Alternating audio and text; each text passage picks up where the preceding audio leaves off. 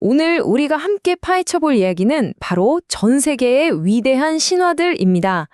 정말 흥미로운 이야기들이 가득한데요. 자, 그럼 한번 제대로 들어가 볼까요? 사실 생각해보면 좀 신기하지 않나요? 요즘 나오는 영화나 게임을 봐도 신화적인 인물들이 끊임없이 등장하잖아요. 아니, 수천 년도 더 된 이야기가 어떻게 아직까지도 우리 마음을 사로잡는 걸까요? 그 답은 생각보다 훨씬 깊은 곳에 있습니다. 네, 바로 이거죠. 신화는 그냥 옛날 이야기가 아니에요. 과학이 없던 시절 인류가 우리는 어디서 왔지? 이 세상은 어떻게 생겨난 거야? 같은 거대한 질문에 답하기 위해서 만들어낸 뭐랄까 인류 최초의 세계관이자 설명서였던 거죠.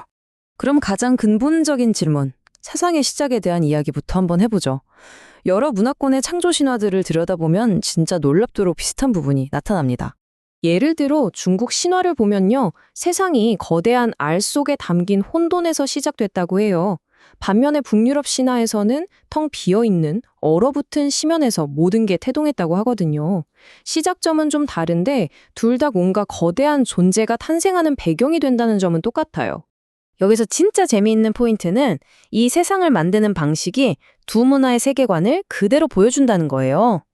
중국 신화의 반고는 스스로를 희생해서 질서를 만들잖아요?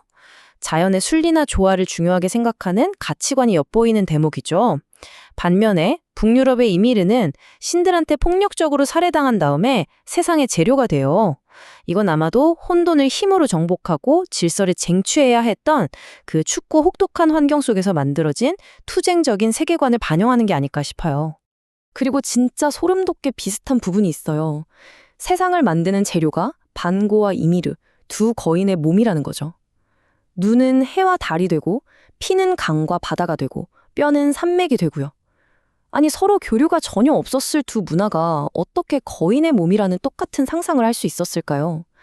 아마 이건 인간이 자기 몸을 기준으로 세상을 이해하려고 했던 가장 원초적인 생각의 증거가 아닐까 싶습니다.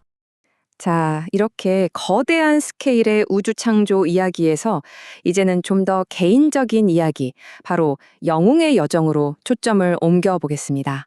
인류 최초의 서사시 주인공, 길가메시입니다. 스펙 한번 보세요. 3분의 2는 신, 3분의 1은 인간. 근데 성격은 완전 100% 폭군이었어요.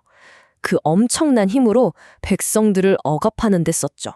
길가메시의 이야기는 그냥 단순한 모험담이 아니에요. 한 인간의 엄청난 성장 드라마죠. 처음에는 힘만 믿던 폭군이 엔키두라는 친구를 만나고 그 친구의 죽음을 통해서 처음으로 인간은 언젠가 죽는다는 숙명을 깨닫게 돼요. 결국 영원한 생명을 얻는 데는 실패하지만 죽음을 받아들이고 자신의 이야기를 남기는 훨씬 더 위대한 지혜를 얻어서 진짜 왕으로 거듭나는 거죠. 길가메시를 이렇게 완전히 바꿔놓은 건 바로 유일한 친구, 엔키두의 죽음이었어요. 그 충격이 어마어마했던 거죠. 그의 모든 여정은 사실 이 죽음에 대한 공포, 나는 어떻게 살고 죽어야 하는가라는 근본적인 질문에서 시작된 거나 마찬가지입니다. 길가메시 이야기 좀 무거웠죠? 자, 분위기를 확 바꿔서 훨씬 유쾌하고 좀 황당하기까지 한 영웅 이야기도 한번 만나보겠습니다. 자, 북유럽 신화의 최고 인기 스타, 토르가 등장합니다. 어느 평화로운 아침, 그가 잠에서 깼는데 뭔가 허전한 거예요. 세상에 그의 상징이자 최강의 무기인 망치, 묠니르가 감쪽같이 사라진 겁니다. 천둥의 신한테 이보다 더 큰 위기가 없겠죠.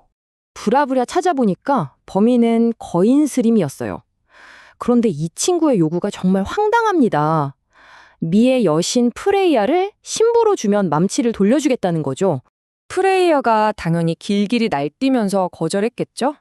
그래서 신들이 머리를 맞대고 내놓은 해결책이 진짜 대박이에요. 이 근육질의 천둥의 신, 토르가 직접 웨딩드레스를 입고 프레이야로 변장해서 시집을 가는 거였습니다. 심지어 들러리는 동생 로키가 맞고요. 그러니까 포인트는 이거예요. 길가메시처럼 죽음의 공포랑 싸우면서 인간의 한계를 탐구하는 그런 영웅도 있지만 토르처럼 여장하고 뻘쭘하게 결혼식장에 가야 하는 영웅도 있다는 거죠. 이처럼 영웅 신화라는 게 비극부터 희극까지 그 스펙트럼이 엄청나게 넓습니다. 자, 그럼 이제 다시 한 발짝 물러나서 이 오래된 이야기들이 오늘날 우리에게 대체 어떤 의미가 있는지 한번 정리해 보겠습니다. 결국 신화라는 건 이런 겁니다. 특정 문화권의 사람들이 세상을 이해하고 우리는 누구인가라는 정체성을 만들고 또 삶의 의미를 찾기 위해서 썼던 하나의 강력한 도구상자라고 할 수 있죠. 신화가 하는 역할들을 보면요. 첫째, 우주가 어떻게 생겼는지 설명해주고 창조 신화. 둘째, 우리 민족은 특별해 하면서 지배를 정당화하기도 하고 건국 신화. 또 길가메시나 토르 같은 영웅을 보면서 아, 저렇게 살아야 하는구나 하는 가치를 배우는 거죠. 그리고 무엇보다 예측 불가능한 자연재해나 죽음 앞에서 우리가 무너지지 않게끔 어떤 의미를 붙여주는 역할을 했다는 겁니다. 이 표지를 보세요. 정말 다양한 인물들이 있죠?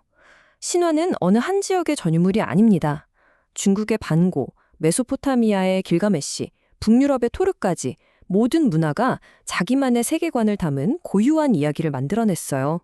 그리고 바로 그 이야기들이야말로 인류가 세상을 이해하려고 했던 가장 창의적인 노력의 증거라고 할 수 있겠죠. 길가메시의 고뇌가 오늘날 슈퍼히어로의 고뇌로 이어지는 것처럼요. 이야기의 겉모습은 바뀌었지만 그걸 필요로 하는 우리 마음은 변하지 않은 거죠. 자, 그럼 한번 생각해 볼까요? 과학과 이성의 시대, 우리의 행동을 이끄는 보이지 않는 이야기, 즉 오늘날의 신화는 과연 뭘까요? 어쩌면 노력하면 성공한다는 성공 신화일 수도 있고 기술이 모든 것을 해결해 줄 것이라는 기술 유토피아에 대한 믿음일 수도 있겠죠. 고대의 신들이 그랬던 것처럼 지금 이 순간 우리의 세계관을 만들고 있는 이야기는 무엇인지 한 번쯤 돌아보게 만드는 대목입니다.